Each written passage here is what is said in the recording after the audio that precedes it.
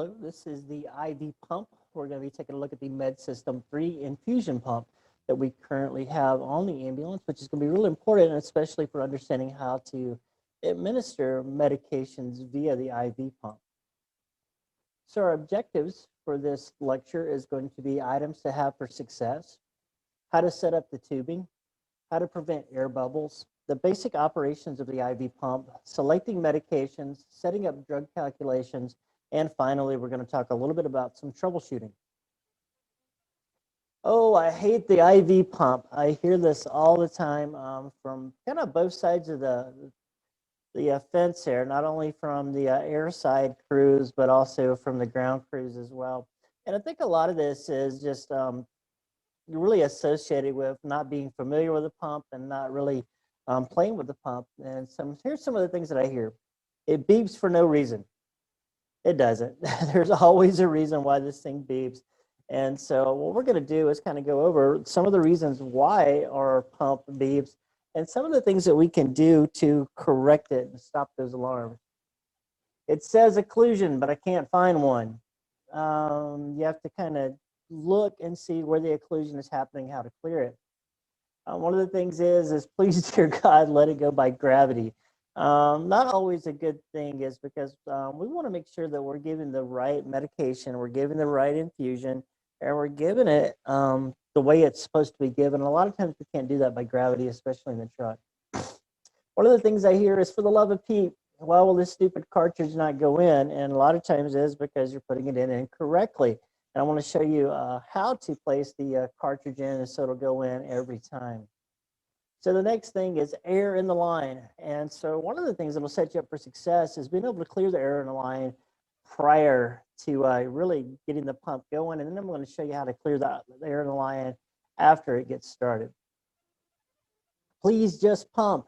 This thing is only going to work as long as the settings are correct. Everything is set up the way it needs to. And the last thing is can I take the hospital pump? Sometimes that is an option, but we really don't want to do that, is because that's their equipment and we're on the hook for it if it gets damaged or anything like that. We're not really familiar with their pumps or anything. We don't provide any training for their IV pumps. So if there are some troubleshooting things that need to happen in the field, we don't know how to do that. And so really we want to use our equipment that we are familiar with. And this is the purpose of this training, is to get you familiar with the IV pump. All right, so like this little meme here, is we're going to learn to be a pump champion. And so let's kind of get started learning how to be a pump champion. So things to have nearby to increase success. There's a few pieces of equipment that increase your chance of success. Are a pressure bag is really important, is when you're trying, sometimes trying to get the fluid to go all the way through the pump tubing can be a little bit challenging, especially if we're in the aircraft and it's pressurized. It may not want to flow correctly.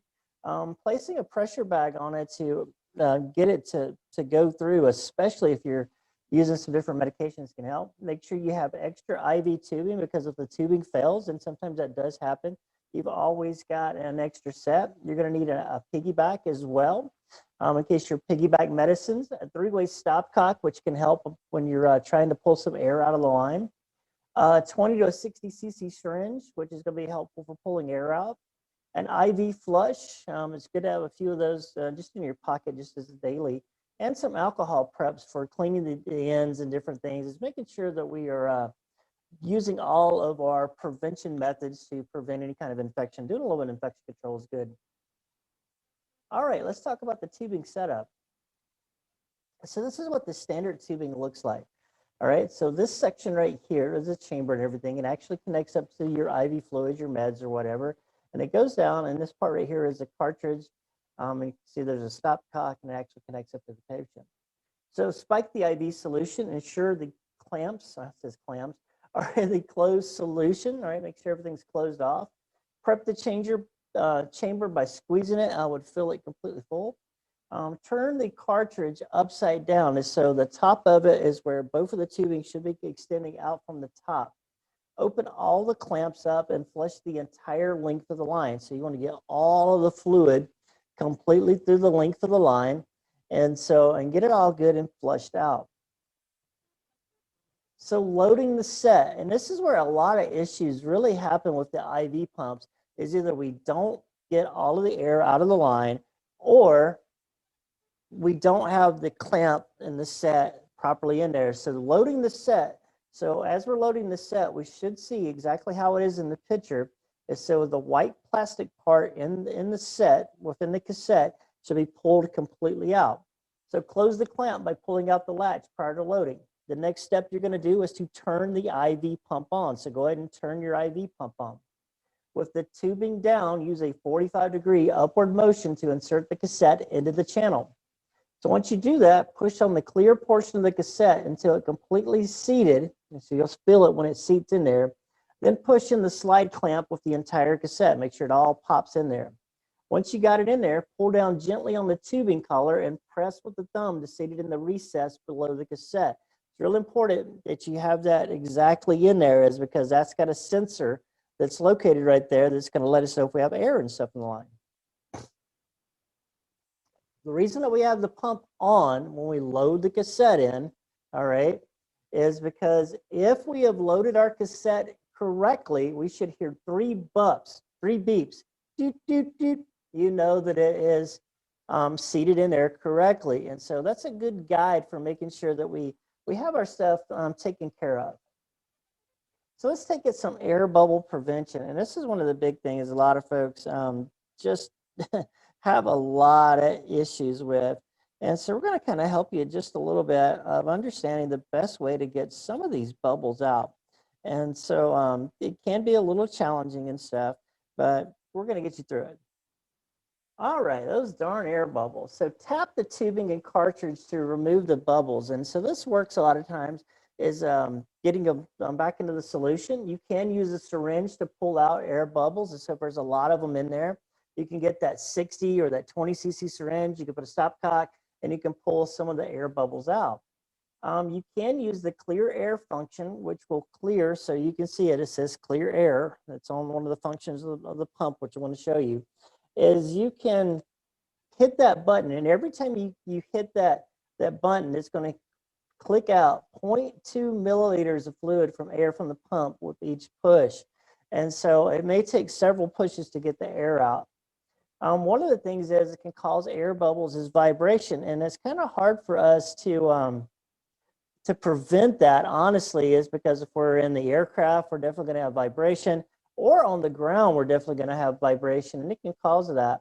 One of the other thing is the height of the fluid, all right? The fluid has to be higher than the pump, and so make sure that we have that going on as well. So here are some basic operations of our pump. So let's take a look at it. Here are our basic keys. So if we'll take a look at our CareFusion MedSystem 3 pump, all right? So starting at the top right, we have the on and off switch, all right? We have the standard button, more options, and start stop.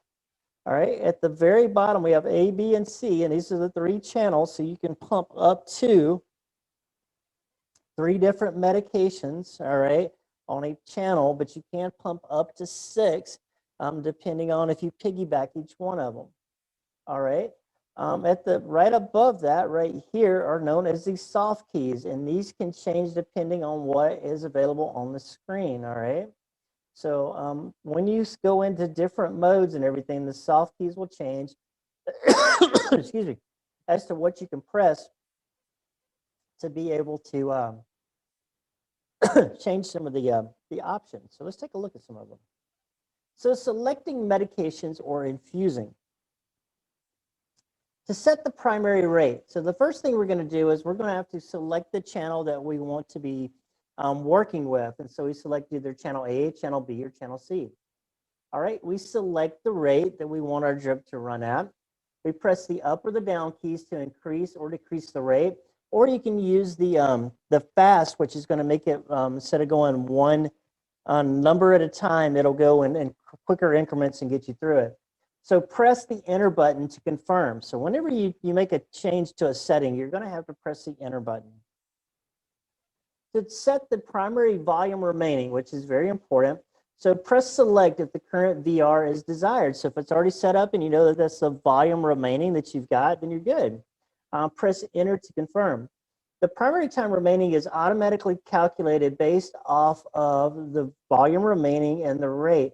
So if an example, we're going to be running, all right, 1,000 bag, all right, we're going to set the volume remaining to 999, all right.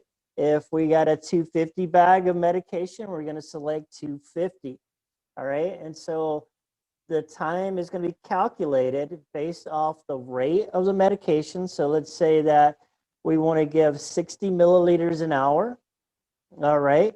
And the volume that we have is 10 milliliters an hour. So the calculation is going to be based off automatically off the volume rate, or excuse me, the volume remaining and the rate. So we have to make sure that we put in the volume remaining of the medication that we are going to be infusing. Clearing the primary volume infused. So press select if the current volume infused is desired. So if you've already got the amount that you want to infuse, good. If not, you're going to press clear to reset the volume infused to 0. Clear soft key switches to recall. And so if you make a mistake, you can always hit the recall button and it will recall the last volume infused that was placed into the pump. So you've kind of got, that backup button in case you make a mistake. So the volume is infused is how much of that fluid, all right, that medication that you want to give. So how much do I want to give? Starting the infusion. So press enter to confirm that all of your settings are correct.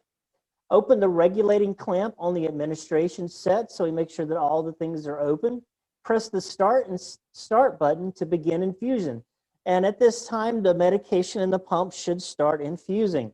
All right, press standard display or wait 1 minute. It'll go back into the standard display that we see as we are infusing. So really, if you just want to see it immediately, hit standard display. If you don't, just wait a minute and it will pop back into that setting that it needs to be in. Verify those settings, verify solution flow from the primary container, make sure it's all working and everything, and kind of stand by to make sure that there's no issues or anything. So making a change during the infusion. And so if we do have to make a change, especially if we're infusing something such as dopamine, norepinephrine, epi, or whatever those things is, and we're titrating to effect, we may have to make some changes on the fly here. And so to do that, to titrate or change primary during the infusion, is we press the selected channel. So what they want to do is just find the channel that we need to be working with. All right. We're going to go up or down to change the rate. And so if once we've changed the rate, press enter, and that's it. The new rate begins infusing immediately. You don't have to do any other changes other than basically select the channel, select the change of rate that you want to go to, press enter, and boom, it'll automatically start doing it. So to change volume remaining during the infusion, now this is going to be really important, especially if we've got a pretty long transfer. Let's say maybe you're picking up a patient that's got IV fluids we've got IV fluids and we're going to be taking this patient all the way from, let's say, Minot to Rochester. That's going to be a pretty long one. And we do get those every now and then. So if we have that, we're more than likely going to have to change the bag out, all right? So if we do that, the volume remaining is going to be different. So we're going to have to change the volume remaining for that new amount of solution that we've added. So select the channel, press select to highlight the volume remaining. So we're going to scroll down to the volume remaining. Use the up or down keys to change the volume remaining. The value will flash, all right, that there's been a change. Press enter to confirm that's what you want, and guess what? The infusion will continue with the new volume remaining, and you won't have to worry about it alarming or anything like that. So standby mode, all right? When a channel is stopped for 2 minutes with a cassette in place, it will begin to alarm, all right? So the way to get it to prevent, all right, so if we're changing something out or whatever, select standby on your soft keys to prevent the alarm. To restart the channel, select channel and press the start stop button, and it'll go back to doing what it was doing. Set up an infusion by rate, volume, and time. So if you have to set up potentially an infusion by rate, volume, or volume time. So most of the time it's going to be a rate and a volume. But if it's going to be volume and time, so we're given this certain volume over so many minutes or whatever, we can actually change our pump. Instead of it going by rate and volume, which is what it's normally going to do, we can get it into the volume and time, which is saying we're going to give 10 milliliters over 10 minutes. Or 2 milliliters over 10 minutes, which is really good, especially when we're infusing things like amiodarone and different things like that. So press start stop if it is infusing, all right? Press the standard display, press more options, which will be right there at the top. Press configure. Once you press configure, press select to move to the setup line. All right, so once you get to the setup line, select yes, and you're going to select the channel that you want. Press and select, you're going to either check either volume remaining with time or volume remaining in rate. All right, so whichever one you want to do, you either want to do it by time or by rate, and then you're going to make your settings based off of whatever that is. So volume remaining rate would be, for an example, I have a 999 milliliters of normal saline that I want to infuse at 125 milliliters an hour, and it'll be automatically calculated. Or I have 2 milligrams of amiodarone that I want to infuse over 10 minutes, and so it'll be 2, which would be the volume, which could be like 2 milliliters over 10 minutes, and that pump will absolutely infuse 2 milliliters over 10 minutes. So make sure that you're in the right setting for whatever your order is of the medication that you're giving. All right, let's keep on going. It's good stuff here. So let's keep it KVO. So sometimes once a medication has been given, so we've infused the medication, and now we just want to keep the line open. So press the appropriate channel button twice. So you have to, like if it's on channel A, hit channel A twice. Press repeat to recall the previous volume remaining, or up or down keys to change the volume remaining. All right, maybe we're going to hang a bag there and just let it go KVO. Press enter to confirm, and press the start stop to resume infusion at a KVO rate. Real simple, man. It'll just keep that line open for you. So secondary mode, also known as piggyback. So here are a couple of warnings here. So setting a secondary rate over 275 milliliters an hour may result in concurrent flow with the primary container. So you're going to get a mix. And so you don't want to do that. Keep it under 275. The secondary container must be at least 8 inches higher than the primary container. And so this is really important to know. And this is why you may have difficulty with the pump in piggyback mode, is if you're going to do that, is if you have one fluid, you're going to have to hang your secondary fluid at least 8 inches higher than your primary. All right. So performing a secondary infusion, select your channel, press more options, which will be at the top. Press the 2-sec key, which is going to be basically your piggyback button. Then set up the infusion. And as you are going to set up your infusion, based off of whatever calculation you have for that, all right? And once you do that, hit the start button, and that pump will automatically start everything up and start infusing that piggyback for you. So drug calculations with the drug calculator. It does have a drug calculator that will actually do all your formulations and stuff for you. So maybe you don't know what the flow rate should be for an infusion or a medication or whatever, and you're trying to figure out some math and everything. No worries. This thing will actually do it for you. So to get into the dose calculator, select the channel, press more options, and then press calc on. So once you've turned the calculator on, select the drug if it's in the list. Now, a lot of our drugs are within the formulary on our pumps. Some of them are not, especially if we're going and picking up a patient and we're bringing from one facility to the next, and we may not have all of the drugs in there, you know, some of the antibiotics, some of the different medications and things. And so you may have to go in and to use this, which is very helpful, by the way. Press enter to select the highlighted drug. If not, just leave it blank. Select the weight. So we're going to have the weight of the patient. You got to remember, most of our drug infusions and things are going to be calculated based off the patient's weight. So up and down to select the patient's weight, press enter. it will automatically go to concentration. So once we go to concentration, press up or down keys and press enter when desired concentration is displayed. All right, so our concentration is how much medication is within the solution. So choose dilute volume using the soft arrow key. So whatever our volume is, all right, press enter when desired volume is displayed, and our volume remaining will be automatically set. Highlight moves to the dose. So let's go to the dose. Choose the dose by moving the up and down keys. The volumetric rate is automatically calculated. So it's automatically going to figure out the rate for you. Highlight moves to the rate. So if we want to change the rate, we can change the rate by moving up and down with our soft keys. We're going to press enter. And once we do that, the highlight is going to move to volume remaining. And once we get to volume remaining, so if we know that everything's clear, we press clear, the enter to reset the volume remaining. Open the clamp, press start to begin the infusion. And that's how you use the drug calc. So troubleshooting, and here's where we kind of get hung up sometimes, is when things don't go right, and nothing ever goes right in pre-hospital medicine. So lesson 1, do not push the service button. There is a service button that is on there.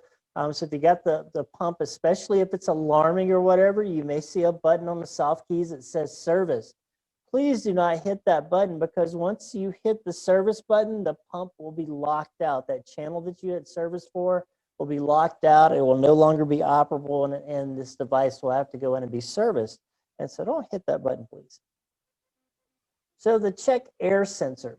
All right, if the check air sensor comes on, you need to look for air bubbles, all right? And you can try to clear the air using the clear air button found on the soft keys. You can try to remove the air, look and see. But one of the other things that's a common cause of this alarm is making sure that the tubing is, and the cassette is properly inserted and it's properly placed onto that pump. Infusion complete. So if the infusion is completed, the alarm is going to sound to let you know that the settings that you put in there, that infusion has completed. And so you're going to either have to discontinue that channel, or you're going to have to place another bag of fluid on there to continue an infusion, or to place the pump into the KVO.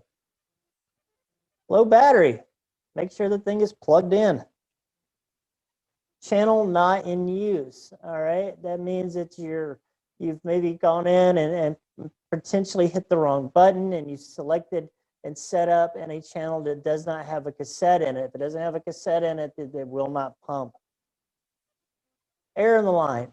So air in the line is going to be potentially caused by all the things we talked about earlier in the lesson about air being in the line. And so try to remove all the air out, use the clear air button function, clear all the air out, and try to restart the pump. Once you get the air cleared out, the pump should start back on. So air in the lower tubing, and it's the same thing. We use the same procedures as we would for clearing the air out. And so sometimes you may have to use a syringe to clear air out of the lower tubing. Cassette jammed and other cassette problems, all right? So one of the big things about the cassette jammed thing is a lot of times this occurs is potentially because we put the cassette in and then didn't have the pump turned on or whatever, and we've done some different things. So check the cassette, pull the entire cassette in, and try to reset it and get it back into place. One of the other things is, if you'll look, you want to make sure that the cassette, there's a little pump that's in there, that it's in the right position. You may have to press down on it to get it into place and everything. If you cannot clear the cassette jammed, or if it keeps giving you faults on that channel, you may have to select to a different channel to use it, all right? But most of the time, if you pull the cassette out, reset it, push it back in, and make sure that everything's seated correctly, most of these cassette jam problems will go away. So folks, that is everything with the IV pump, all right? With this, I will be placing on our education page a PDF version of the troubleshooting guide, and also of all of the instructions about the IV pump. It'll be there for a reference for everybody. So thanks so much for watching this video. I hope it was informative. If you have any questions, want to come down and play with the pumps or anything, by all means, come down and see me. Thanks so much. Bye-bye.